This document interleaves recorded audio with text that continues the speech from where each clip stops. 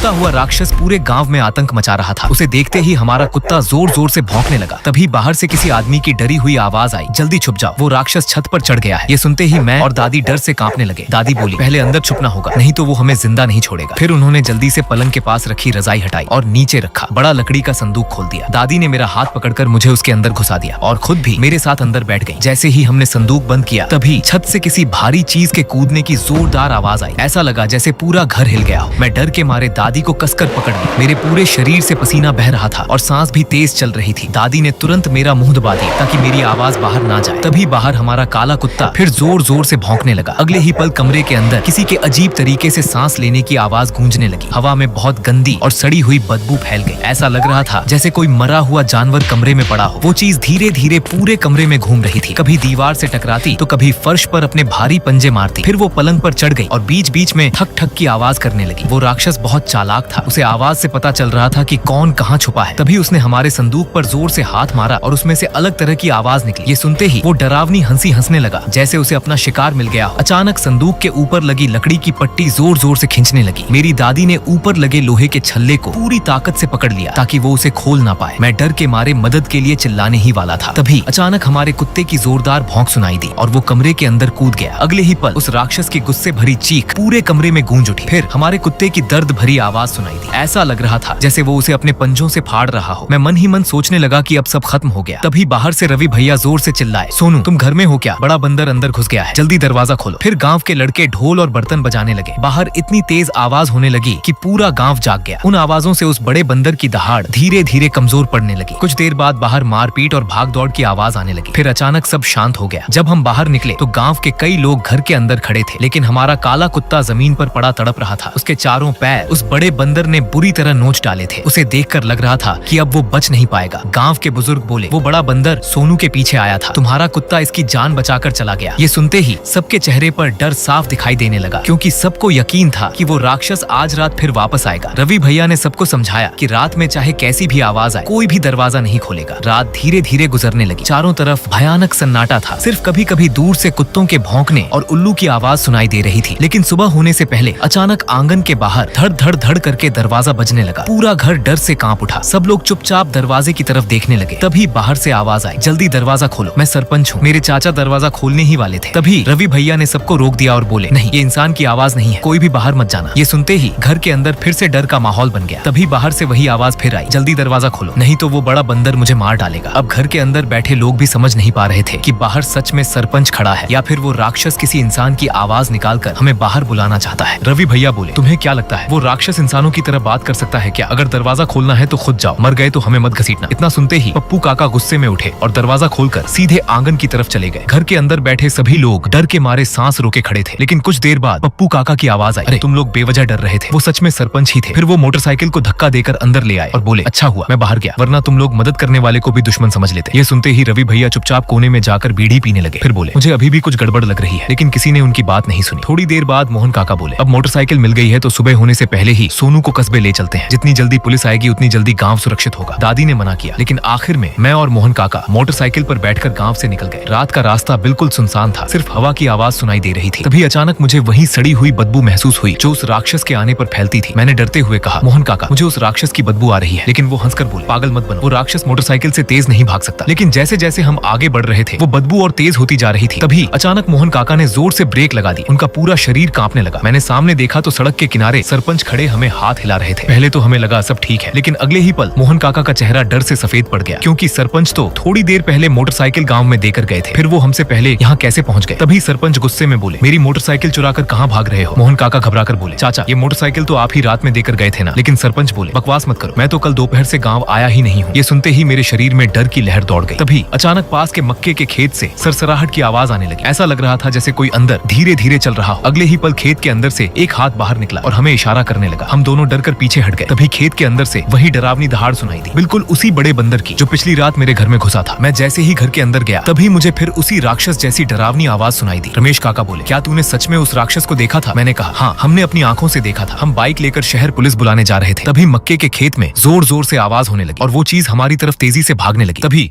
मुखिया जी ने बाइक पर जोर से मुक्के मारकर आवाज की। वो राक्षस 2 कदम पीछे हट गया, लेकिन हम थोड़ी दूर ही पहुंचे थे कि अचानक बाइक बंद हो गई। मैंने घबराकर कहा, ये क्या हो गया? पेट्रोल कैसे खत्म हो सकता सकता है। तभी खेत में छिपा वो राक्षस डरावनी हंसी हंसने लगा। मुखिया जी जोर से बोले, जल्दी नीचे लेटो। उन्होंने हमें पकड़कर जमीन पर गिरा दिया। तभी जोर की बंदूक चली और हमारे पीछे भाग रहे उस राक्षस के चेहरे पर सीधी गोली लगी। वो दर्द से चीखता हुआ पानी वाले स्टेशन की तरफ भाग गया। तभी धुंध में से एक गधा निकला जिसके ऊपर लंगड़े बाबा बैठे थे। उनके हाथ में देसी बंदूक थी। बाबा चिल्लाए, जल्दी गांव वापस चलो, वो राक्षस जानबूझकर तुम्हें गांव से दूर ले जा रहा था। मैंने पूछा, क्या वो तुम्हारे पीछे भी आया था? बाबा बोले, हाँ, वो पूरे रास्ते मेरा पीछा कर रहा था। फिर बाबा जमीन पर बने निशानों को देखने लगे और बोले, अब शहर जाना नामुमकिन है, वो राक्षस रास्ता रोक कर बैठा है। मुखिया जी बोले, मेरे घर में पुराना फोन है, शायद उससे पुलिस को खबर कर सके। फिर हम जल्दी जल्दी गांव वापस लौट आए। घर पहुंचते ही मुखिया जी मुझे मेरे घर छोड़ने गए और मोहन फोन ठीक करने चला गया। मुखिया जी ने दरवाजा खटखटाकर जोर से आवाज लगाई, लेकिन अंदर से कोई जवाब नहीं आया। तभी मुझे आंगन के अंदर से हल्की सी आवाज सुनाई दी। मैंने डरते हुए कहा, ताऊ जी आप घर में हो क्या? जैसे ही हमने अंदर देखा, मैं जोर से चीख पड़ा। मेरे ताऊ जी लकड़ियों के ढेर पर पड़े थे, उनके हाथ में चाकू था और उनकी आंखें खुली हुई थी। वो मर चुके थे। मैं अंदर भागने लगा, लेकिन मुखिया जी ने मुझे पकड़कर पीछे खींच लिया और बोले, अंदर मत जा, वो राक्षस पानी में तैरकर हमसे पहले यहाँ पहुंच गया। मैं रोते हुए बोला, अब क्या होगा? फिर हम तुरंत मुखिया जी के घर पहुंचे। वहाँ मोहन फोन पर पुलिस वालों को समझाने की कोशिश कर रहा था, लेकिन कोई उसकी बात पर विश्वास नहीं कर रहा था। फोन कटते ही मोहन गुस्से में बोला, उन्हें लग रहा है हम मजाक कर रहे हैं। तभी बाबा धीरे से बोले, मुझे बहुत बुरा शक हो रहा है, शायद अब एक नहीं बल्कि दो राक्षस हैं। मुखिया जी बोले, क्या वही पुराना राक्षस जिसने पहले पंडित जी और उनके पोते को मारा था? बाबा बोले, हाँ, लेकिन अब उनमें से एक बहुत चालाक हो चुका है। सुबह जो आदमी बाइक छोड़ने आया था वो इंसान नहीं था, वही राक्षस था। उसने इंसान का रूप लिया था। फिर बाबा बोले, एक राक्षस ने बाइक की तेल वाली टंकी में छेद कर दिया ताकि तुम लोग रास्ते में फंस जाओ, और दूसरा पानी वाले रास्ते से जाकर तुम्हारा इंतजार करने लगा। ये सुनते ही मेरे शरीर में डर से कंपकंपी होने लगी, क्योंकि अब वो राक्षस सिर्फ इंसानों की आवाज ही नहीं बल्कि उनका रूप लेना भी सीख चुका था। शुक्र है लंगड़े बाबा समय पर आ गए, वरना मैं और मुखिया जी दोनों मर जाते। मैंने डरते हुए पूछा, अब गाँव वालों का क्या होगा? क्या सबको वो राक्षस मार चुका है? मुखिया जी बोले, ऐसी बातें मत करो, शायद सब लोग मंदिर में छिपे होंगे। फिर उन्होंने हमसे ढोल और नगाड़े उठवाए और बोले, जोर जोर से बजाओ, क्योंकि लंगड़े बाबा ने बताया था